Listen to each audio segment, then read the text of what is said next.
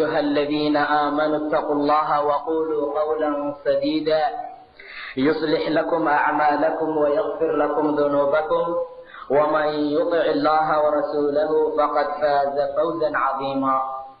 إلهي سبحانه وتعالى waxyaabo fara badan ayuu ummadda ka xaaraantinimeeyey, waxyaabo badanna waa u diray. arrimooyinka loo diiday ummaddu inay sameeyaan ama ay fulinayaan ama ilaahay uu ka xaaraantinimeeyey waxaa ka mid ah mawduucyaalka aan rabna inaan ka hadalno, kaasoo ku saabsan beenta iyo waxa lagu magacaabo isku dirdirka. xaaladaha noocaasa waxay ka mid yihiin waxyaabaha ummadda laga xaaraantinimeeyey. ilaahay subxaanahu wa tacaala mu'miniinta ayuu la hadlay, markaasuu yidhi yaa ayuha aladiina aamanuu, war dadka ilaahay rumeeyayow, war dadka maalinta aakhira rumaysanow, war dadka nebigii aan soo diray rumeeyayow, ittaqu llaha, ilaahay ka cabsada.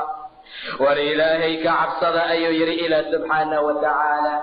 iimaankiina laazima oo taqwada ku adkeeya, iimaankiina laazima oo ku socda oo ha ka leexanina. yaa ayuha aladiina aamanuu ittaqu llaha waquluu qawlan sadiida. waxaad ku hadlaysaan oo afkiina ka soo baxana ha ahaada hadal toosan oo sabaab leh ayuu yidhi ilaah subxaanahu wa tacaala. war haddaad hadlaysaan oo mar kasta ay dhacdo in afkiina wax ka soo baxaayo, ha ahaada shay toosan oo ilaahay jecel yahay oo raalli laydinkaga yahay oo dembi iyo waxyaabo kale aan idinkaga imaanaynin. waquluu qawlan sadiida. waxaad ku hadashaan qowl sadiida oo sawaaba ayuu yidhi ilaah subxaanahu wa tacaala. haddaad kelimad fiican oo wanaagsan aad ku hadashaan, yuslix lakum acmaalakum, ilaahay wuxuu idin wanaajinayaa camaladiina, wuxuu idin siinayaa wanaag. yuslix lakum acmaalakum wayagfir lakum dunuubakum, dembiyaalkiinana ilaahay waa cafinayaa subxaanahu wa tacaala. haddaad ka tagtaan beenta, haddaad ka tagtaan namiimkii, isku dirdirka, xaasidnimada iyo waxyaabaha dhan ee dabciga iyo arrimooyinka xunxunka ah, ilaahay wuxuu idin siinayaa wanaag, dembigiinana markaa waa dhaafa. waman yutic illaha warasuulahu faqad faaza fawzan cadiima. qof walba oo ilaahay ateeca oo rasuulkiisa ateeco, waxay ka reebaan ka hara, waxay u diraanna sameeya, waa liibaanay, liibaan cadiim ah iyo fawz weyn ayuu yidhi ilaah subxaanahu wa tacaala. haddaba beenta iyo isku dirdirku waa shay xaaraam ah. namiimnimada iyo qofka inuu isticmaalo shayga namiimka lagu magacaabo waa xaaraam. in allaala inta laga durqi karo ummadda isugeyntooda oo weliba hadalka in la kala qaada ah ayadoo loola jeeda fasaad, xaalada noocaasa waa mamnuuc ee ha laga fogaado. namiimnimada haddaan ku horno waa hadal lasoo naqliyo oo dadka loo kala qaado ayadoo loola jeeda fasaad iyo inay wax isku dhacaan iyo in dadka qoorta laysu geliyo, inay dagaal iyo dhibaato iyo fasaad iyo colaad ay ka timaado. xaalada noocaasa ayaa la yidhaahdaa namiimka ama isku dirdirka. ilaahay subxaanahu wa tacaala aad iyo aad ayuu u diiday arrintaa, waana shay aan la ogolayn. ilaahay wuxuu yidhi subxaanahu wa tacaala hammaazin mashaa'in binamiim. nin la tilmaamayey ficilo iyo arrimooyin xunxuna uu sameeyey ayuu ilaahay yidhi qofkaa wuxuu ahaa nin hammaaz ah, haddana mashaa ahoo socosho badan, wuxuuna ku soconayey ama markasta uu ku dadaalayay namiimnimada, inuu wax isku dira ayuu u soconayey ayuu yidhi ilaah subxaanahu wa tacaala. ummadda ayuu xamanayey hammaazin mashaa'in binamiim. muxuu kaloo ahaa mannaacin lilkhayr, midka khayrka manciya inay dadka heshiiyaan oo dadka wanaag dhexdooda ka imaado, ama dadku ay noqdaan dad maxabba iyo isjacayl iyo mawadi ka dhaxaysa ayuu diidanaa. mannaacin lilkhayr. intaa waxaa u dheeraa inuu ahaa mid xadgudub badan, haddana dembiila ah oo markaa ilaahay dembi ka galay subxaanahu wa tacaala. haddaba namiimnimadu waa shay xaaraan ahee ragga iyo dumarka shaqada ka dhigtay inay dadka isku diraano. rabbigiina ka cabsada oo afkiina waxa ka soo baxa ha noqdo shay fiican, wax wanaagsan oo dadka wanaajiya oo khayr iyo wanaag lagu gaara adduun iyo aakhiro. mar walba ogaada waxa aad ku hadashaan in laydinka qoraayo oo ilaahay yidhi maa yalfidu min qawl, qofku kuma lafdo ama kuma dhawaaqo oo kuma hadla qowl ilaa ladayhi raqiibun catiid, ilaa agtiisa waxaa ahaaday raqiib iyo catiid. malag ayaa malakiin ilaa uu ugu talagalay inay ka qoraan acmaalaha uu samaynaayo. taa ayaa agtooda ah ayuu yidhi ilaah subxaana wa tacaala. qof walba waxa uu ku hadlo iyo hadallada uu ku hadlo waa loo qoraa. ilaahay subxaana wa tacaala agtiisa ayaa laga geynaa. mar walba hadalkaa iyo kitaabkaa laga soo qoray ayaa lala kulminaa. maalinta aakhira haddii la yimaado insaan walba waxaan ku laasiminaynaa camalkiisa iyo kitaabkii laga soo qoray ayuu yidhi ilaah subxaana wa tacaala. qoorta ayaa loo gelinaa wuxuuna la kulmayaa kitaab yalqaahu manshuura. asagoo fidsan markaa lala kulminaayo waxa loo dhahayaa iqra' kitaabak, war kitaabkaaga aqriso, kafaa binafsika alyawma calayka xasiiba. adiga ayaa maanta iskaafiya, nafsadaada xisaabtan adigaa isugu filana aqri ayuu ilaahay leeyahay subxaana wa tacaala. war qof walba hadalka aad maanta ku hadlaysa ayaa kugu qoran. waxa aad qabatay ayaa kitaabkaa ku sajalan. waxaadan samaynin oo dembiya oo aadan gelin kuma qorna. wax aad samaysay lagama tegin ee waa lagu soo qoray, ha yaraada oo ha bato. waxaad arkaysaa buu dhahay ilaahay maalinta mujrimiinta oo mushfiqiina mimaa fii, ka cabsanaya waxyaabaha ay ku dhex sigan yihiin oo dhahaya yaa waylatanaa maa lihaada alkitaab. halaageeniyow kitaabkan maxaa waaye laa yuqaadiru sagiiratan walaa kabiira, aan ka soo tegin wax yar iyo wax weyn ilaa axsaaha. inuu soo koobay uu ku sugan yahay uu ku dhex qoran yahay maahane. ilaah wuxuu yidhi wawajaduu maa camiluu xaadira. wax walbay camal qabteen oo ay sameeyeen oo ay ku hadleen oo xaadira ayaa meesha ugu qoran. rabbigaana axad ma dulmiyo subxaana wa tacaala. haddaba qof walba ku talagal waxa aad ku hadasho in laguu qoraayo. agtaada raqiib iyo catiid ay ahaadeen. hadalka aad sheegta hadduusan yahay waa laguu qoraa, hadday xumaan yihiinna waa laguu qoraa. labadaba waa inaad iska ilaalisaa shayga xumaanta ah in badan, wax badanna aad ku dadaasha inaad khayr ka samayso. ummadda hawsha iyo shaqada ka dhigatay namiimkii isku dirdirkow ilaahay ka cabsada. rasuulku wuxuu yidhi sala allahu calayhi wasalam laa yadkhulu ljannata namaam. axadka namaamkee isku dirka badan jannada ilaahay ma galo. qofka namiimka ah oo dadka isku dira oo inta hadalka qaada xagga hadalkala geeya, qofka noocaasa jannada alla waa ka xaaraam. qofkii namiimnimada ku socdow tawba keen, caawa wixii ka bilowda ilaahay ka bari xumaanta aad samaysay in wanaag lagugu bedelo. cidii aad isku dartay heshiisiintooda iyo wanaagooda ku dadaal. ilaahay ka bari in dembiga iyo wixii aad gashay uu kaa saamaxo. maanta wixii ka dambeeyana namiimnimada iyo isku dirdirka jooji, waayo jannada ilaahay waa laga xaaraantinimeeyey axadka dadka markaa isku dira. isku dirka waxaa laga helaa cadaabka qabriga. qofka ummadda isku dira oo isku keena oo mashaakil iyo fasaad ka abuura inta aan qiyaamaha la gaarin ayuu ilaah ugu talagalay cadaab in lagu cadaabo qabriga gudihiisa. rasuulku wuxuu soo maray ayaa la yidhi laba qabri. wuxuu yidhi labadan qabri yucadabaani waa la cadaabayaa, wamaa yucadabaani fii kabiirin, wax weynna loo cadaabi maayo. waa sida ayaga ay sheegteen. rasuulku markuu sidaa yidhi wuxuu dhahay iska daa inaysan weynayn, waa shay cadiim ah oo aad iyo aad markaa u weyn. amaa axaduhumaa, labadooda mid ka mida waa labadii qabri ee nebiga dhex maraayay ee uu sheegay labadooda in la cadaabaya. labadan mid ka mida ayuu yidhi nebiga wuxuu ahaa mid aan kaadidiisa iska asturin, midaan iska nadiifinin oo istanjada aan wanaajinin, aan iska hubsanin kaadida inay ka go'day iyo in kale. ninka noocaasa ayuu ahaa. kaadida oo aan layska hubsan oon layska nadiifininna waxaa laga helaa cadaabka qabriga. qabriga cadaabkiisa ayaa laga dheefaa. sidaa darteed ayuu yidhi nebiga labadan mid ka mid ah sidaa ayuu ahaa. wuxuu ahaa midaan kaadida iska nasahin, midaan iska nadiifinin oon iska asturin, midaan iska hubsanin. midka labaadna wuxuu ahaa mid ku dhex socda ummadda inuu markaa isku diro. ummadda ayuu isku dirayay ayuu yidhi nebiga sala allahu calayhi wasalam. aad iyo aad ayay u bateen maanta dadka ummadda isku dira. aad iyo aad ayay dadka maanta ugu bateen. xaaladda noocaasa waa xaalad aad iyo aad u xun. shaqo ilaah subxaanahu wa tacaala xaaraantinimeeyey ayay noqotay. war dadka iimaanka leh ee rabbigood rumeeyey ow ka fogaada.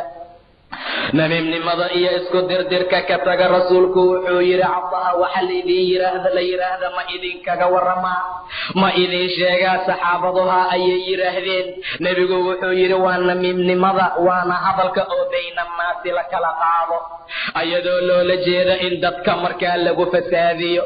inaad cidaan u tagtood hadal ka soo qaado, ama qof aad u tagtood hadal ka soo qaado qof kale aad u geyso, adigoo ujeedadaada iyo danta aad leedahay ay tahay inay dadku isdagaalaan, inay dadku markaa dhibaato kale iyo arrimooyin kale ka dhex dhaco. xaaladda noocaasa aad ha looga digtoonaado. war carabka iyo afka ha la ilaaliyo.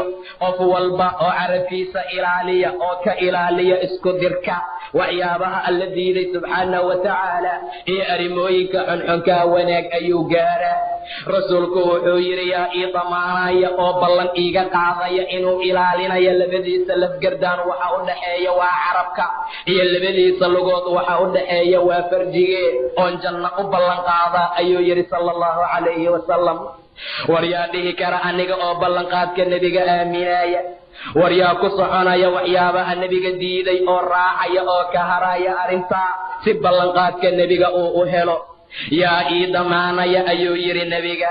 war yaa ii ballanqaadayoon janno u ballanqaadaa? war yaa raba inuu janno helo oo ballanqaadkaa la siiyo? yaa ii ballanqaadaya inuu jannada helo waa inuu sameeyo laba arrimood. arrinta koowaad ha ilaaliya labadiisa lafgardaan, waxa u dhaxeeya waa carabka, waayo carabka dadka ayaa la isaga diraa, beenta ayaa laga sheegaa, diinta ayaa laga caayaa, shirkiga iyo waxyaabaha kale ayaa laga sheegaa. yaa ilaalinaya oo xumaanta ka ilaalinaya? war yaa wanaagga u samaynayo u horseedaya? yaa diinta alla ku difaacayo qur'aanka ku aqrinaya carabkiisa? yaa khayrka ku sheegayo ku tasbiixsanaya? yaa khayrka iyo wanaagga markasta ku sheegaya carabkiisa oon janno u ballan qaadaa? ilaan waxyaabo badan oo wanaag lagu gaara ayaa carabku kasbaa ama markaa uu sameeyaa. rasuulku wuxuu yidhi sala allahu calayhi wasalam laba kelimadood ayaa jira. labadaa kelimad waa laba kelimadood oo khafiif ah, oo waxay ku khafiif yihiin ama ay ku fudud yihiin carabka. waxay cusleeyaan miisaanka qiyaamo, waxaa loogu jacayl badan yahay raxmaanka agtiisa subxaanahu wa tacaala. laba kelimadood oo carabka ku khafiif oo maantoo dhan aad dhihi karto, aadan ka daalaynin ayaa jira. maalinta qiyaamo marka la tago oo laismiisaamaya, miisaanka cusleeya miisaanka qiyaamaha waaye. allah raxmaanka aad iyo aad uu u jecel yahay. subxaana allahi wa bixamdihi, subxaana allahi wa bixamdihi. sidaa ayuu nebigu yidhi sala allahu calayhi wasalam. labadaa kelimadood maantoo dhan waad dhihi kartaa. intaad wax isku diraysa labadaa kelimadood dheh, intaad wax xamanaysa labadaa kelimadood dheh, inta aad dadka caynaysa labadaa kelimadood dheh, inta aad ilaahay diintiisa ka durugsanaysa ama aad ka fogaan lahayd kelimadooyinkaa dheh. carabkaa ku khafiif ahee, carabka way u sahlan yihiin oo ka daali maayo kana noogi maayaan. xabiibka iyo allaha raxmaanka agtiisa ayaa loogu jecel badan yahay. miisaanka qiyaamo ayay kuu cuslaynayaan. maca daalika isku dirka ha la joojiyo.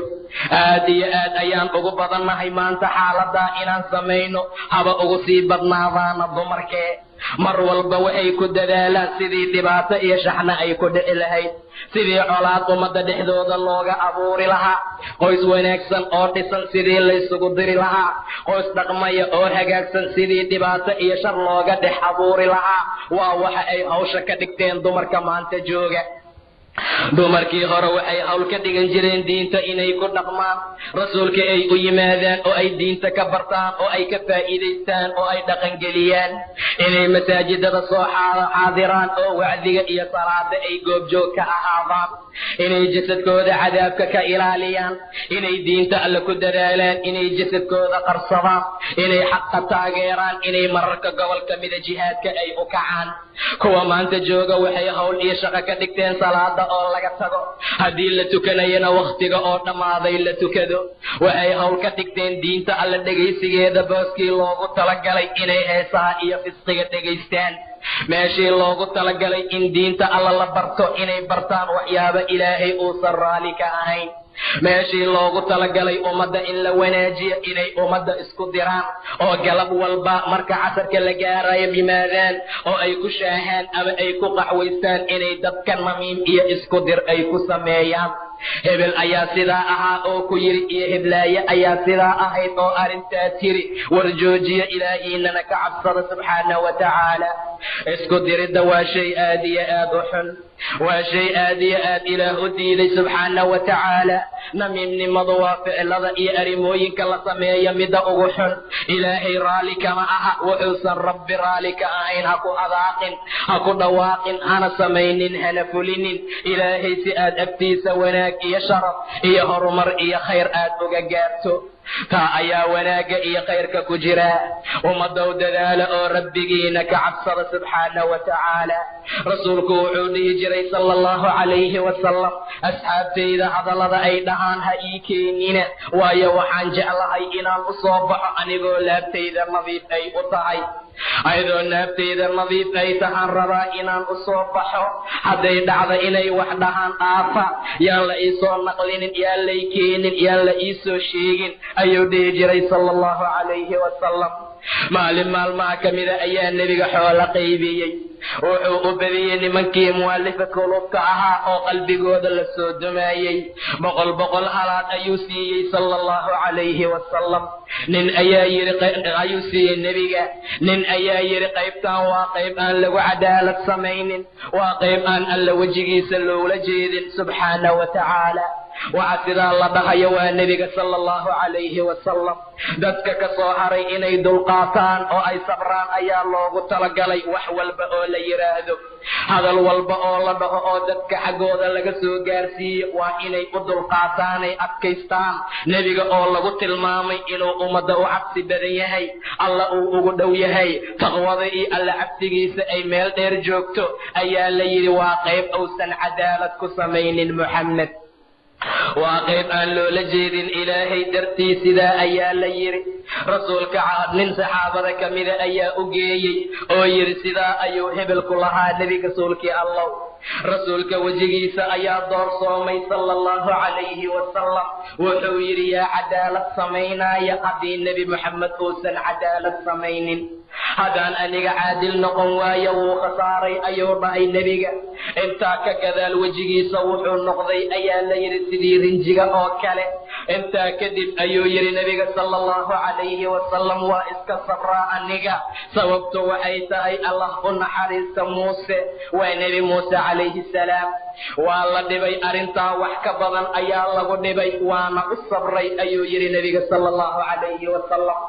haddaba dadka iimaanka lah waxaa laga rabaa haddii hadallo loo soo naqliyo oo nin fasaad iyo waxyaabo kala wata hadal uu u keena inuu hadalka bayaansado, inuu hadalka caddaystuusan iska duulin. xaaladaha noocaasa ayaa mamnuuca. dadka hadallada idin keenaya hadalladooda ha qaadanina. ileen dad faasiqiina ayaa ku jira oo ummadda raba inay fatahaadiyaan, ay iska hor keenaan oo wanaagga bulshada markaa necab. dadka xaaladoodu ay sidaa tahay aad iyo aad uga feejignaada. maalin maalmaha ka mida ayuu nebigu nin meel u diray oo yidhi sakada iiga soo qaad. ninkii markuu baxay intuusan tegin ayuu ka cabsaday inay dadku dhibaato gaarsiiyaan loo diray. waa iska soo noqday oo nebigu isaga soo noqday asagoo goobtii iyo meeshii loo diray aan gaarin. ummadii loo diray markay maqleen nebi Muxamed ayaa nin idin soo diray, sadaqaadkii iyo zakadii ayay diyaariyeen, wixii loogu talagalay ayay hagaajiyeen, asagana soo dhoweyn fiican ayay u diyaariyeen. asaga ma gaarin, waa iska soo noqday. markaasuu dhahay rasuulkii allow zakadana way ii soo diideen, inay idilaan ayayna u dhowaadeen. markii sidaa uu yidhi ninka rasuulka sala allahu calayhi wasalam wuxuu damcay in nimankaa zakada sidaa u diiday ninkaa nebiga diray damcay inay dilaan inuu duulaan ku qaado. asagoo arrintaa damcay ayuu yidhi ilaahay yaa ayuha aladiina aamanuu in jaa'akum faasiqun binaba'in. war dadka iimaanka leh oo rabbi rumeeyayow nin faasiq ah oo ilaahay diintiisa ka furtay oo fisqi iyo xumaan ku socda oo raba inuu dadka iska hor keeno hadownaba iyo war idinkeena haduulina. in jaa'akum faasiqun binaba'in fatabayyanuu. cadaysta ayuu yidhi ilaah subxaana wa tacaala. hadalkan wax maa ka jira ma sameya xaaladaasay tahay ma dhici karta hiblaaye inay sidaa idhahdo. arrin noocaasa qofku waa inaad u qanisaa. waxaan la hadlayna waa dadka hadalka loo keenaayo. sidaa ha yeelin ayuu dhahay ilaahay. ee faasiq hadduu hadal idin keeno oo wax uu idin soo gudbiyo ee uu damca namiim iyo isku dirdirnimo inuu idinla yimaado, hadalka cadaysta. waayo waxaa laga cabsanayaa inaad qoom is-asiibtaan idinkoo jahli ku sugan oo fa tusbixuu calaa maa facaltum naadimiin. hadduu wixii aad samayseen aad ka qoomamaysaan ood ka shalaysaan, xaaladaa ayaa dhici karta. hiblaayaa hadal lagaaga keenay waad u duushay, ayadu beri ayay ka tahay oo wax ay keentay ama ay sheegtay ma aha, ama wayba hadashoo wax fiicanay ku hadashay waa laguu bedelay. dhibaato iyo mashaakil ayaa dhexdiina ka yimid. xaaladaa ayuu ilaahay diidayaa subxaana wa tacaala. haddaba dadka iimaanka leh waa inay sidaa sameeyaan. dadka rabbigood caabudaya waa inay iska ilaaliyaan dadka ummadaha hadalka ka kala qaada. ummadda waxaa u shar badan dilwajhayn buu dhahay nebiga, midka laba wajiilaha ah, kaasoo qoladaana weji ula yimaada qoladaana weji ula imaanaya. dadka noocaasa waa ummadda kuwa ugu sharta badan ayuu yidhina ilaah subxaana wa tacaala nebigiisa. xaalada noocaasa ogaada, si fiicanna isaga koontaroola ummadaha hadalka idin keenaaya. hebel ayaa sidaa ku yidhi haddii lagu dhaho, ama heblaaye ayaa sidaa ku tiri lagu dhaho, ujeeddadana wanaajin iyo naseexayn iyo wanaag aysan ahayn, oo xaaladu ay tahay fasaad iyo in bulshada iyo ummadda dhibaato iyo dagaal markaa laga abuuro. dadka noocaasa waa inay xoog uga feegjignaadaan. haddii hadal la idin keena ama arrin laydinla yimaado, waxaad dhahdaan arrintan owla uma aha. mu'miniinta wiilasha ah iyo gabdhaha mu'minaadkaa u dhanniya una maleeya khayr inay yihiin. waxaadna dhahdaan arrintan waa buhtaan iyo been abuurad cadiim ah oo markaa weyn. arrintaas sidaa waaye dhaha oo mu'miniinta waxaad u dhannisaan mar walba dhanni fiican. inaysan sidaa idin dhehaynin ogaada. rabbigiinana ka cabsada subxaana wa tacaala. taasaa wanaag iyo horumar iyo khayr lagu gaaraa. dadkii wax isku dirayow towba keena. inta laysku dirayow idinkuna isu soo noqda oo heshiiya. rabbigiin xaggiisa wanaag iyo khayr ka dalba. dadka ummadda isku dirana agtooda ha fadhiisanina. hadalkay idin keenaan ha qaadanina. taasaa wanaag iyo sharaf lagu gaara. haddaba namiimnimada xaaladeedu waa sidaa, beentuna waa xaaraam. waxay ka mid tahay arrimooyinka ilaahay xaaraantinimeeyey subxaana wa tacaala. yaa ayuha aladiina aamanuu ittaquu llaha. war dadka ilaahay ka cabsa, dadka ilaahay rumeeyayow ilaahiina ka cabsada oo wakunuu maca asaadiqiin. kuwa saadiqiintae runta sheega noqda ayuu yidhi ilaah subxaana wa tacaala. falow sadaquu llaha lakaana khayran lahum. hadday ilaahay u run sheegi lahaayeen arrintaa ayaa u khayr badnaan lahayd. hadday beenta ka tegi lahaayeen way fiicnaan lahayd ayuu yidhi ilaah subxaana wa tacaala. haddaba beentu aad iyo aad ayay u xun tahay, mana aha caado lagu yaqaano dadka iimaanka leh. nebiga markii la su'aalay ma dhici kartaa inuu qalad ka dhaco qofka iimaanka leh? haa ayuu yidhi. ma dhici kartaa inuu khamri cabo qofka mu'minka ahaa? ayuu yidhi nebiga, oo waa suuragal.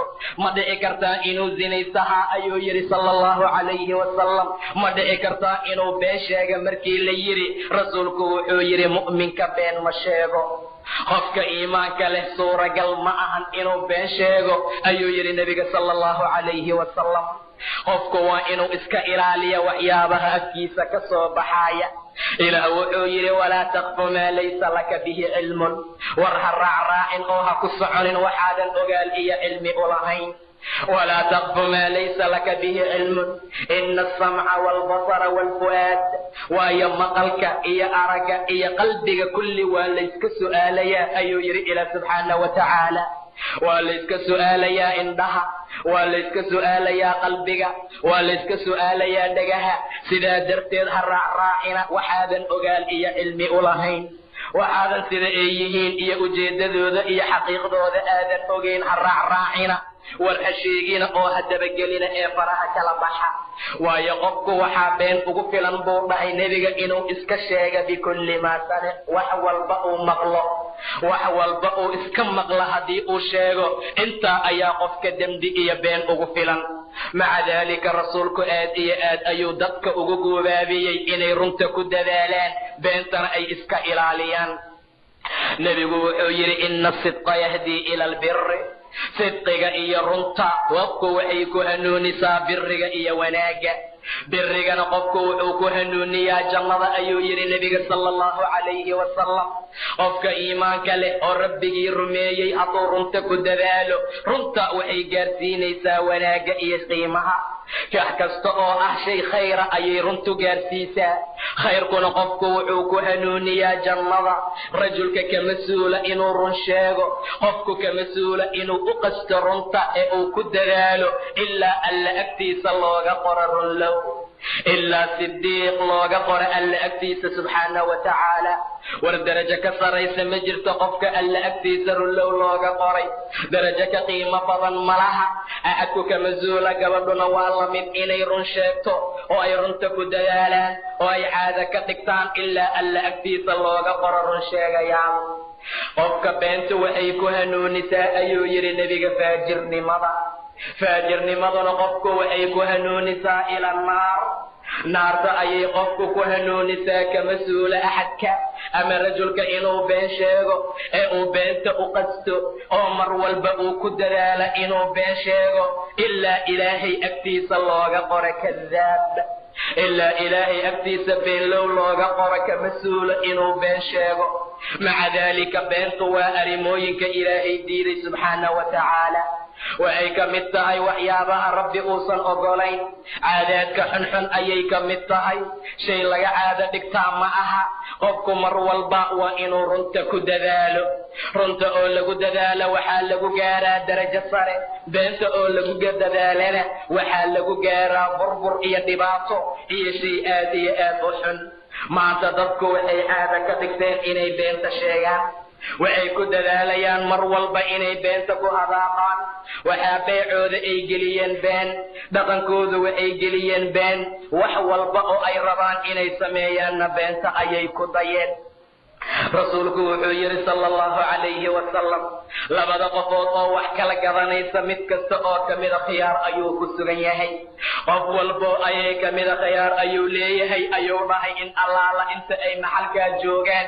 qofka wax gadanaya iyo ka gadanaya labadaba khiyaarka ayuu mid kasta ku dheehan yahay intaysan kala tegin ayuu yidhi nebiga sala allahu calayhi wasalam.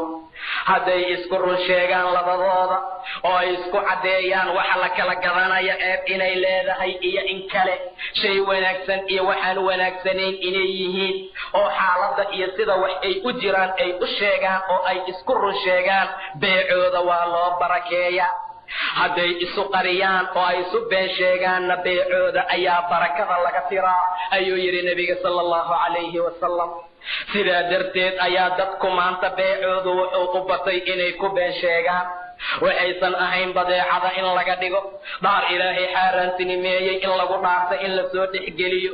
arrimooyinkaasoo dhan waxaa loogu talagalay inay dadku ku helaan saman qaliil ah oo nolosha iyo xayaatada adduunka wixii lagu socon lahaa ah. sidaa ayaan la yeelin oo dadku waa inay runta isu sheegaan, inay beenta iska ilaaliyaan. waxa la kala iibsanaya xaqiiqdooda iyo sida ay yihiin qof kasta in loo sheego. waayo qoom hadday beeca isu dhagraan oo beeca ay isu khiyaanaan oo diinta alla ay ka tagaan, alla dulli ayuu ku sallidaa subxaanahu wa tacaala. beeca haddii la gadayo ama arrimooyinkaa la samaynayo runta ha lagu dadaalo. ha lagu dadaalo daacadnimada iyo waxyaabaha rabbi raali uu ka yahay subxaanahu wa tacaala. mar walba beeca ha laga ilaaliyo beenta iyo waxyaabaha ilaah subxaanahu wa tacaala uu diiday. waayo beenta iyo dhaartu waxay ka mid yihiin waxyaabaha silcada iyo badeecada bixisa, laakiin barakada ayay ka tirtirtaa ayuu yidhi nebiga sala allahu calayhi wasalam. xoolo badan oo aad la hooyadood gurigaaga aado oo gurigaaga geysatood baraka iyo iimaan iyo khayr lahayn, waxaa ka fiican wax yar oo ilaah subxaanahu wa tacaala kuu barakeeyo oo nadiif ah oo kasab nadiif ah oo xalaala markaa ah. sidaa darteed runta ha lagu dadaalo, beentana ha layska ilaaliyo. shay ilaahay xaaraantinimeeyey ayay markaa ka mid tahay. dadku maanta aad ayay u jecel yihiin dadka beenta sheega. ummaddu maanta waxay noqdeen dad been ku socda. sidaa darteed ayaa bulshadu hadday sidaa noqoto waxaa u soo dhowaanaya ama qarkay u saaran yihiin burbur iyo khasaaro iyo hoog iyo cadaab ilaah subxaanahu wa tacaala. iska daa wax kale, beeca wuxuu noqday shay dadka, beenta waxay noqotay shay maanta dadka lagu guubaabiyo oo ay dadku yidhaahdaan ama been baro ama beec baro. xaaladda noocaasa waa xaalad ilaah subxaanahu wa tacaala uusan ogolayn. been ha baranin ee beec nadiif ah oo wanaagsan baro, taasuu ilaahay wanaag iyo sharaf kugu siinaa subxaanahu wa tacaala. qofkii laga hela ayuu yidhi nebiga, ama 4 waxyaabood qofkay ku sugnaadaan waa munaafiq khaalis ah. ma guto amaanada mid ka soo baxaa ma ahan ayuu yidhi nebiga sala allahu calayhi wasalam. mar allaala marka la aamino oo ummaddu ay aamineen amaanada ayuu khiyaanaa. ilaahay amaanadii uu ku amaanaystay kama soo baxo oo waa dayaca. sidaa darteed ayaa amaanada oo la guto waxay ka mid tahay waxyaabaha qofka wanaagga uu ku gaaro ouna kaga khaalis noqdo calaamadaha munaafiqiintu ay leeyihiin. waayo ilaah subxaanahu wa tacaala wuxuu tilmaamay amaanada in lagu ciyaari doono qiyaamaha ama marka uu soo dhowaado. rasuulka ayaa maalin ummadda u wacdiyey, asagoo u xadiis akrinaya ayaa nin su'aal weydiiyey oo yidhi rasuulkii allow mata saaca, goormay saacadda qiyaama dhacaysaa? saacadda qiyaama goormay dhacaysaa ayuu ninkaa yidhi. rasuulku lama hadlin, umana jawaabin, ee xadiiskiisa iyo akrinta xadiiskiisa ayuu iska watay. saxaabada gobol ayaa yidhi nebigu waa maqlay ninkii hadalkiisa, laakiin su'aasha ayuu nacay. qolo waxay dhaheen maya maba maqlinba, hadduu maqli lahaa waa u jawaabi lahaa salawaatullaahi wasalaamuhu calayh. sidaa darteed ninkaa markuu dhahay rasuulkii allow goormay dhacaysaa maalinta qiyaamo, saacadda qiyaamo goormay ahaanaysaa, uu ka aamusay ilaa uu dhammaystay xadiidkii uu markaa haayay. markuu dhammeeyey ayuu yidhi aaway ninkii su'aasha i weydiinaayey? aniga waaye ayuu yidhi. rasuulku wuxuu yidhi haddii amaanada la dayaco saacadda qiyaama sug. haddii qof amaano guta laga waayo adduunka oo dadkoo dhan khaa'iniin ay noqdaan oo xaaladda iyo dadka amaanada ay dayacaan oo ay ku dheelaan, saacadda qiyaamo sug, wax kale oo dhiman markaa ma lehe. sidee waaye ku dheelideeda ayuu ninka weydiiyey. rasuulku wuxuu yidhi haddii maamulka iyo hogaaminta iyo amarka loo dhiiba dadaanu cuntamin ehelna aanu ahayn fantadir isaaca, saacadda qiyaamo sug ayuu yidhi nebiga sala allahu calayhi wasalam. idaa wusida alamru ilaa gayri ahlih, haddii amarka loo tiiriyo oo loo cuskiyo oo loo tiiriyo dadaan ehel u ahayn oo aan aqoonin maamulka iyo sida wax loogu talagalay, ehel iyo maamuus iyo mandalad aan u lahayn, saacadda qiyaamo sug ayuu yidhi ilaah subxaanahu wa tacaala. haddaba amaanadu waxay ka mid tahay waxyaabaha loogu talagalay inay dadku ku dadaalaan. ilaahay wuxuu yidhi innaa caradna alamaanata cala asamaawaati waalard, amaanada waxaan u bandhignay samaawaadkii arlada iyo buuraha inay qaadaan ayaan ka codsanay. way ka cabsadeen, waa diideen oo xaaladaa way ka cabsadeen. amaanada xambaarideeda inay wax culus tahay ayay u arkeen, way ka cabsadeen ayuu yidhi ilaah subxaanahu wa tacaala. waxamalaha alinsaan, insaanka ayaa soo xambaartay, waayo insaanku waa daluum oo waa dulmi badan yahay, haddana waa jaahil ayuu yidhi ilaah subxaanahu wa tacaala. waa daluum jahuul ahoo jaahilnimo badan. marka calaamada koowaad waa qofka inuu amaanada ku cayaaro ama amaanada uu gudan waayo. midda labaad wuxuu dhahay nebiga sala allahu calayhi wasalam, mar allaala marka uu sheekaynaayo ama uu hadlayo waa been sheegaa. been ayuu ku hadlaa buu dhahay nebiga sala allahu calayhi wasalam. waa calaamada munaafiqiinta. midda saddexaad mar allaala marka lala ballamo waa khiyaana oo ballanta ayuu dhagraa ee uu ka baxaa ayuu yidhi nebiga sala allahu calayhi wasalam. midda afaraad wuxuu yidhi mar allaala marka uu doodayo been iyo faajirnimo ayuu ku doodaa. waxa uu ku doodayo waa faajirnimo, waa been iyo waxyaabo aan waxba ka jirin. sidaa darteed afartaa waxyaabood qofkii laga helo ama ay ku sugnaadaan waa munaafiq khaalis ah. qayb ka mida qofkii laga hela, qayb munaafiqnimada ka mida ayaa laga helay ilaa uu ka tegaayo. maca daalika dadku waa inay dadaalaan oo ay iska ilaaliyaan beenta, ilaan calaamadaha munaafiqiinta ayay ka mid tahay. qof walba oo sheegta ayuu yidhi nebiga riya uusan arkin xalay ayuu seexday markaasuu dhahay waxa ayaan ku riyooday in dad ayaa hawl iyo shaqo ka dhigtay inay habeenkii jiiftaan oo ay yiraahdaan waxaasaa naloo sheegay waxaasaa nala ku akhriyey waxaasaa noo yimid oon waxba ka jirin qof allaala qofkii indhihiisa tusiya wuxuusan markaa arkin waxaa lagu mashaqeeyaa inuu laba shaciira markaa isku dhajiyo mana samayn kara ayuu dhahay nebiga sallallahu calayhi wasallam mid samayn karaa ma aha laba badar in loo keeno ama laba masago ama laba qamadi ayaa la leeyahay isku gunud oo labadaa isku dhaji waa qofkii riyo uusan arkin oo beena sheega mana samayn karo waman istamaca ilaa xadiidi qowm qof allaala qofkii dhegaysta qoom sheekadooda wahum lahu kaarihuun ayagoo ay u nacayaan dad sheekaysanaya oo aydan rabin inay dhegaystaan aad ka dhegaysato hadalkooda haddaad dhegta u taagto oo aad damcda inaad hadalkooda dhegaysato dhagaha ayaa maalinta qiyaamo waxaa looga shubaa rasaas la dhalaaliyey rasaas naareed oo la dhalaaliyaa dhagaha looga shubaa ayuu yidhi nebiga sallallahu calayhi wasallam dadka sheekaysanaya dhaafa sheekadooda war haddaysan idiin rabin inaad ka dhegaysataan ha ka dhegaysanina qof walba oo dhegaysta qoom sheekaysanaya ayagana aysan rabin in laga dhegaysto dhagaha ayaa looga shubaa rasaas naareed oo la dhalaaliyey qof allaala qofkii masawira buu dhahay nebiga waa la cadaabayaa waxaa lagu mashaqaynaa inuu ruux ku soo afuufo mana ku afuufi karo maca daalika dadka iimaanka leh rabbigood ha ka cabsadaano arrimooyinkaa ilaahay diiday waa inay ka tagaan mar walba wuxuu ilaahay u dirayna waa inay sameeyaan maalin walba ama salaada subax marka la tukada rasuulku wuxuu dhihi jiray riya arkay war yaa xalay wax ku riyooday ayuu dhihi jiray qofkii riya arkay waa sheegi jiray rasuulkuna wuu fasirayay sallallahu calayhi wasallam subaxooyinka kamida ayuu yidhi riya arkay wax hadla ayaa la waayey anigaa riyooday ayuu dhahay nebiga xalay laba nin ayaa ii timid way ii yimaadeen oo waxay ii bixiyeen dhulkaa tahiran xaggiisa meesha ayay ii bixiyeen cabbaar markaan soconay ayaan u tagnay buu dhahay nebiga nin jiifa oo nin kalena korkiisa uu dhagax la taagan yahay dhagaxa ayuu madaxa uga dhufanaa madaxii waa burburaa waa baaba'aa dhagaxna waa dilindiloonaa ninkii dhagaxa ayuu aadaa intuu dhagaxa ku maqan yahay ayaa ninkii kale madaxa loo sameeyaa ama waa u soo fiicnaana waa u soo noqonayaa sidii oo kale ayuu yeelaa markuu ku dhufto madaxii oo dhan wuu baaba'aa ayuu yidhi nebiga sallallahu calayhi wasallam sidaa ayaa la yeelayay markaasaan idhi maa haadaa ninkan xaaladiisu maxay tahay labadaa nin oo ila socoto waxay ii dhaheen buu yidhi intaliq nabad iska daa dadkaan waa soconay ayuu yidhi cabbaar markaan soconay ayaan haddana u tagnay nin taagan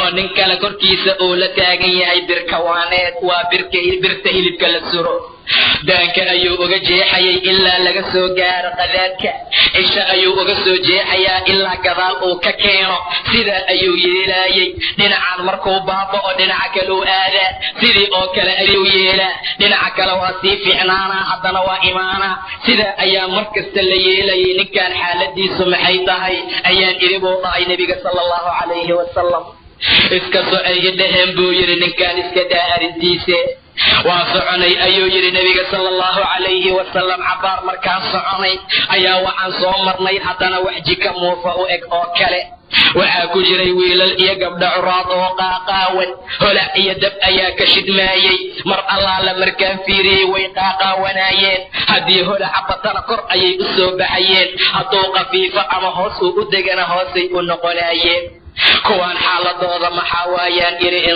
intaliq ayay idhaheen buu dhahay nebiga iska soco iska dhaaf dadkaan xaaladoodae soco waa socday ayuu yidhi nebiga waxaa soo maray haddana weli biyihiisa ay dhiig yihiin nin ayaa ku dhex jiray oo soo dabaalanayay webiga jiinkiisa nin ayaa fadhiyo dhagxaan meesha u yaala ninka soo dabaalanaya mar allaala marka uu damca inuu ka soo baxo afka ayuu furaa kana dhagax ayuu u gelinaa meeshii uu ka yimid ayuu u noqonaa haddana waa soo dabaalanaa dabaaloo kale ayaa la yeelaa ninkan xaaladiisu maxay tahay ayaan idhi iska socay idhaheen buu yidhi nebiga sallallahu calayhi wasallam وإسك سعدي هدنا عبار أيان صوص سعدي مركان صوص سعدي أيا وحن أركي بويري النبي صلى الله عليه وسلم من آتي آتودير وحدي مدحيق أمكر أقاضي أنسي وايي إلى وجهي سأم مدحي سأركو جاركي سوحا روبنا أما جوغي المير أيو يري النبي صلى الله عليه وسلم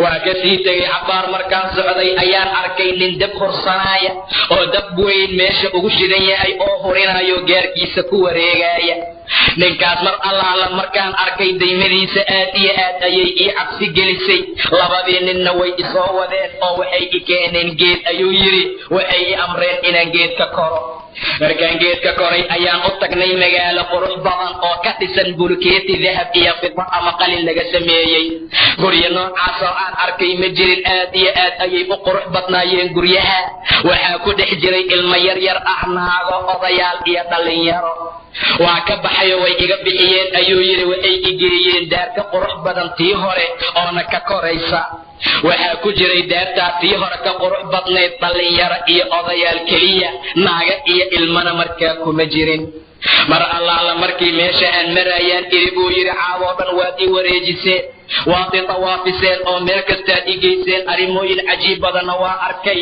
war ii sheega wixii aan soo arkay cajaa'ibta badnaa caawa haddaan kuu sheegaynaa ee dhegaystay i dhaheen buu dhahay nebiga sala allahu calayhi wasalam gadaal u noqo ninkii koowaad ee aad aragtay in madaxa laga burburinaayey madaxiisa la jajabinaayey waa nin qur'aanka bartay mar allaala markuu bartuu habeenkii aqrinin maalintii uusan ku dhaqmin kitaabka ilaahay wuxuu ka dhigay wax laga tuura dhabarka gadaashiisa mudintii alla ayuu ka tagay madaxiisa ayaa saa loo burburinaa oo loo baabi'inaa ilaa qiyaamaha laga gaara ayuu yidhi nebiga quraanka ayuu ka tagoo ka seexday habeenkii maalintiina waa ku dhaqmi waayey habeenkii sheeke iyo filin inuu daawado iyo waxyaabo alla xaaraantinimeeyey iyo arrimooyin kale ayuu dhex galaayey maalintiina adduunkiisa ayuu ku dhex jiray qur'aankiina kuma dhaqmin kii labaad ee aad soo martay in daamanka laga jeexjeexayo waa kadaabkii iyo beenlowgii ayuu yidhi nebiga been ayuu sheegaa oo afkiisa laga qaadaa markaasay jihooyinka adduunka kala gaaraysaa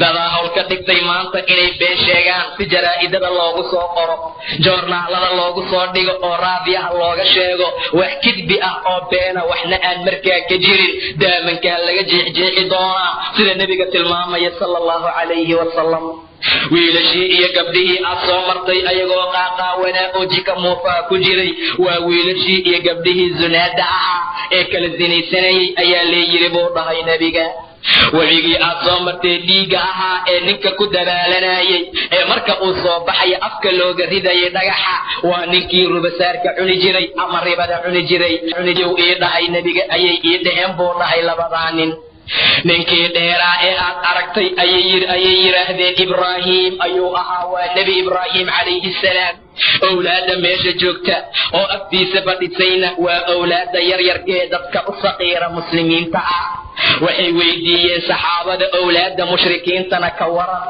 gaalada ilmaha yaryarkee yaraanta uga dhinta ayagana sidee ayaguna waa ku jiraan ayuu yidhi nabiga sala allahu calayhi wasalam ilan wax dembiyo ayagu ay geysteen markaa malaha haddii ay saqiirnimada iyo yaraanta ku dhintaan waayo canug kasta oo la dhalo isfidrada iyo diinta alla ayaa lagu dhalaa ninkaana sidaa ayuu ahaa ninkii daymadiisa aad arki weysee daymadiisa xumayd dabka shidanaya oo gaararkiisa uu ku wareegayeyna waa maalig oo waa kayd hayaha iyo maamulaha naarta ayay ii dhaheen daartii koowaad ee aad gashee ragga iyo dumarka odayaasha iyo naagaha iyo ilmaha ku jiray waa daarta caamka ee muslimiinta jannada ay leeyihiin daartaan hadda aad ku jirtee dhallinyarada iyo odayaasha keliya ku jirana waa fadaaru shuhadaa dadka shahiidiintii jihaadka ku dhinta daartoodii waaye in indhahaaga kor u qaad ayay ii dhaheen ayuu yidhi kor ayaan fiiriyey waxaan arkay buu dhahay nebiga shay aad iyo aad u cad oo qurux badan oo sida daruurtoo kale ah waxay ii dhaheen kaasna waa mansilkaaga iyo guriga aad jannada ku leedahay rasuulkii alla waxaan idhi buu yidhi war iska kaydaaya gurigayga aan gale adduun maba u noqonayay bas waaye iska kaydaaya gurigaygaan galaa mayay ii dhaheen cumri ayaa kuu dhiman oodan weli soo dhammaysanin haddaad soo dhammaysata gurigaaga waa imaanaysaa labadeenaa nin ana jibriilun anigu jibriil ayaan ahay wahaadaa miikaa'iil midkaana waa miikaa'iil oo waa laba ninoon caadi ahayn malakul jibriil iyo miikaa'iil haddaba beenta xaaladeedu waa sidaa qofka iimaanka lahoo waxaad ogaataa beenta sideedaba xaaraanba ha ahaata asalkeedee xaaraanba ha ahaatee waxaa bannaan mararka gobol ka mida in la been sheegi karo mararka gobol ka mida ayay jujuus ama shay bannaan noqonaysaa waa axwaalaha gobol ka mida hadday dhacdo haddii arrin maqsuuda ama danteeda la rabo in la gaaro dantaana shay wanaagsan oo qiimo badan ay tahay ay suurageli karta dantaa in la helo ayadoon la been sheegin beentu markaa xaaraan bay noqonaysaa haddii arrin la rabo in la gaaro arrintuna ay tahay arrin qiimo badan oo diinta ku fiican aanana la gaari karin ilaa in la been sheega maahane si kale aan lagu gaari karin xaaladda noocaasa beentaa markaa waxay noqonaysaa mid bannaan beentu bacdamaa xaaraam ay noqotay mararkaa gobol ka mida ayay sidaa noqotaa matalan haddaad qof muslima u qarinayso xoolihiisa ama nafsadiisa qof ayaa raba inuu dilo ama xoolihiisa uu qaato maca daalika qofkaa inaad qariso oo aad been ku qariso way bannaan tahay matalan wadeeca iyo alaab ama lacag ayaad u haysaa insaan ama qof ayaa raba inuu ka qaato ama xaggaaga uu ka qaado inaad u qariso way fiican tahay waxaana habboon oo wanaagsan ayaa la yidhi in tawriya ahaan loo isticmaalo waa shay ninka maqlaya uu run u maleeya laakiin kayrkeed ah matalan tusaale waxaa loola jeedaa nin ayaad xoola u haysaa waxaad u haysaa lacag dhan 500 oo kun oo kale nin ayaa kuu yimid oo raba xoolihiisa inuu qaato wax maad u haysaa ayuu ku yidhi waxaad dhahaysaa kun xataa uma haayo waa runtaa oo 500 oo kunaad u haysaa laakiin wuxuu u fahmayaa asaga inaadan waxba u haynin waxaadna u haysaa lacag intaa gaarta tawriyada noocaasa ayaa fiican xataa haddii aad ka tagto si cibaaro ah oo wanaagsan aad u isticmaasho beenta xaaraam ma noqonayso culimadu waxay u daliilsadeen arrimooyinka noocaasa xadiidkii Ummu Kaltuum waxay tiri rasuulka ayaan ka maqlay asagoo dhahaya laysa alkadaab beenlow ma aha midka dadka islaaxiya alladii yuslixu bayna annaasi midka dadka islaaxinaya heshiisiinaya beenlow ma aha oo khayr gaaraya ama khayr ku hadlaya ayuu yidhi nabiga sala allahu calayhi wasalam dadka in la heshiisiiya been waa loogu sheegi karaa macnaha riwaayad kale waxay tiri kama maqlin rasuulka oo banaynaya beenta ilaa 3 mar maahane midda koowaad waa xarbada dagaal xarbi islaam iyo gaal ayaa lagu jira adigaa lagu qabto waxaa lagu yidhi sheeg ciidanka muslimiinta meesha ay joogaan iyo hubkooda meesha uu yaala been ayaad u sheegi kartaa iyo wax allaala wixii nafsadaada aad ku badbaadinayso waa xarbada iyo dagaalka marka lagu jiro midda labaad waa islaax bayna annaas dadka marka la islaaxinayo oo la heshiisiinayo dadka in la heshiisiiyo been ha loo sheegaa laysku ogaa maanta sidii dadka laysugu diri lahaa been loo sheegaa waa shay aad iyo aad u xun matalan 2 qofood ayaa dagaal ah waa la heshiisiin waayey si kale oo lagu heshiisiiyey ayaa la la'yahay been ayaad ku heshiisiin kartaa wax dhibaataa ma laha hebel ayaad u tegaysaa waxaad dhahaysaa heblaaye ayaan ka imid ama hebel wuxuu dhahaya walaalkii asaga iga sii jeesanaya maahana anigu wax uma qabo wallaahi asagaa salaanta inaan ku bilaabaan rabay asaa iga sii jeesanaya maahane wallaahi aniga la heshiiskiisa ayaan jeclahay si gooniya ayaad u dhisaysaa iyo hadal qofkaas uusan soo dhihin oo wanaag ah mar allaala markaad dhistaad kii kale u tegaysaa waxaad leedahay hebel wuxuu ku lahaa wallaahi walaalkay aadaan u jecelahay asagaa iga jeesanaya oo heshiiskayga diidan maahana wax walba waa u huri lahaa qofkii kalena saasaad u dhisaysaa labadii qofood oo qoslaaya oo midkoodka kale u maleeya in hadalka uu dhabkayaad iska hor keenaysaa sidii ayay ku heshiinayaan waa islaax bayna annaas in sidaa wax lagu heshiisiiyo diinta islaamku aad bay u jeceshahay waa isku diraynaa maanta beenaa la isugu diraa in been lagu heshiisiiyaa la ogolaa waa midda labaad midda saddexaad rasuulku wuxuu yidhi waa xadiidu rajuli ninka xadiidiintiisa naagtiisa uu u sheekeeyo iyo marcada ninkeeda hadalkay markaa u sheegto mararka gobolka mida ayaa guryuhu waxay ku dhowaadaan baaba iyo inay dumaan haddii been lagu heshiisiiyo oo lagu wanaajiyo wax dhibaataa markaa ma laha islaantiibaa odaygeeda waxay ka dareentay inuu kasii jeesjeesanayo waxay uga shaki qabtaa meelo kale iyo waxyaaba noocaas oo kale ah gurigii ayaa dhisnaantiisii baryahan aan wanaagsanayn inuu been uga sheekeeyo si gurigeeda loo wanaajiyo guriga uu dhisno mashaakil malaha walaalay adi mooye cid kale ma jiro wax walba agayga waa ka saraysaa indhahayga oo kale saamu ilaalinaya kuu ilaalin iyo arrimooyin kale oo markaa aan waxba ka jirin si markaa gurigu uu u wanaagsanaado haddaba aad ha loo dadaalo beentana ha laga sariigto runta ha lagu dadaalo ilaahay ayaa wanaag iyo qiimana siinaya adduun iyo aakhiro xaaladuna sidaa ayuu mar walba ilaahay wax u amray subxaana wa tacaala carabka si wanaagsan oo ba'an ha loo ilaaliyo qofka waa inuu carabka aad isaga qabtaa haddaadan iska qaban waa ku cunaa libaax oo kale ayaa lagu miisaalaa subax walba marka waaga baryo xibnahoo dhan carabkay hoos imaanayaan waxay leeyihiin carabow ilaahay nooga cabso haddaad toosnaata annaka waa toosnaanaynaa haddaad qalloocata waa qalloocnaanaynaa ilaahay nooga cabso nin ayaa nebiga u yimid markaasuu dhahay rasuulkii allow badbaadadu maxay tahay maxaan ku koraa oon cadaabka uga koraa oon janno ku heli karaa carabka iska qaba ayuu yidhi nebiga sala allahu calayhi wasalam war sida uu raba ha u yeelin sida uu raba ha u hadlin ee sida alla ku amray u hadal dembiga kaa dhaca habeen iyo maalinka ooy ayuu yidhi nebiga gurigaagana ha ku deeqo waxyaabaha waxay ka mid yihiin waxyaabaha wanaaga aad ku gaarayso dadka way kulmaan wayna shiraan way isugu yimaadaan maxalo fara badan laakiin khayr ku sugan ma jiro laa khayra fii kathiirin min najwaahum ilaa man amara bisadaqatin aw macruufin aw islaaxin bayna annaas dadka shirkooda iyo koodkay isugu imaanayaan maalin walba dhaqan iyo xukun ay degsanayaan maalin walba qodob qabiil ay dejinayaan wax khayra oo ku jira male meelaha ay isugu imaanayaan iyo goobaha ay ku caweeyaan meelaha ay ku qayilaan iyo meelaha baararkay fadhiistaan kulligood khayriye iyo wanaagaa laga anfiyey khayr kuma sugna ayuu yidhi ilaahay kulanka iyo shirka iyo isu imaadka dadka badankoodu ay sameeyaan ilaa 3 maahane ilaa man amara bisadaqa nin sadaqa dadka amrayo qof dhibaataysan oo miskiin ah in wax la taro in la wanaajiyo qof baahan sida ilaahay tilmaamay aw miskiinan daa masraba miskiin bacajiib u saaxiib ah soo u socdaa baahidii ka badatay ushiisiyaa dhinac ku dhacday asagana dhinac kale ayuu ku dhacay ninkaa in wax la taro oo wax loo qabto ayuu dadkii u kulmiyey xoolo ayuu markaa ka aruurinayaa lama rabo in dhibaata la gaarsiiyo qabiil kale ma u aruurinayo in mashaakil kale la gaarsiiyo laakiin miskiin bacajiib u saaxiiba in lagu taageero ilaa man amara bisadaqa midda labaad ilaah wuxuu tilmaamay subxaanahu wa tacaala uu arrintaa ku tilmaamay ilaa man amara bisadaqatin aw macruuf shay macruuf oo wanaag ah khayr laysku sheego diin allah oo laysku dardaarmo khayr iyo muxaadarooyin iyo ilaahay diintiisoo laysku sheego kulanka noocaasa kulanka khayrka ayuu ku jiraa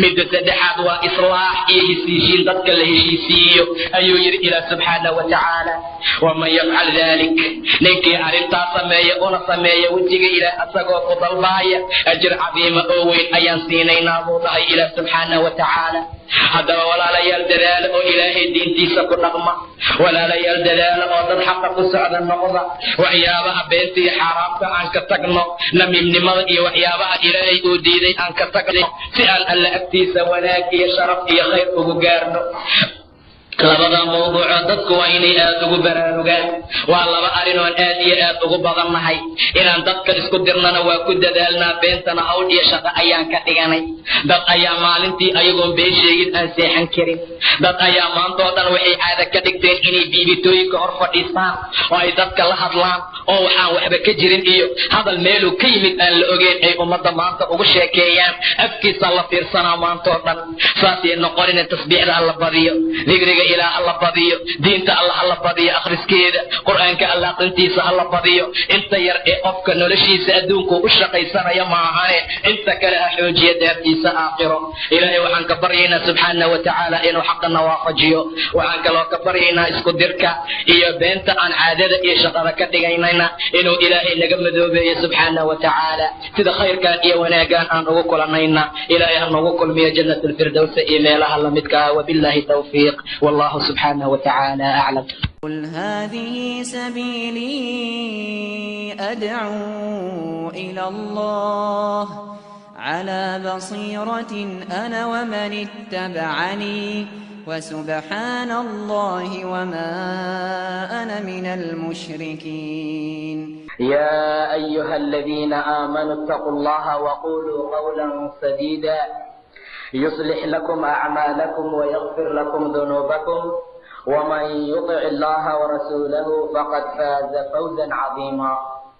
إلهي سبحانه وتعالى waxyaabo fara badan ayuu ummadda ka xaaraantinimeeyey, waxyaabo badanna waa u diray. arrimooyinka loo diiday ummaddu inay sameeyaan ama ay fulinayaan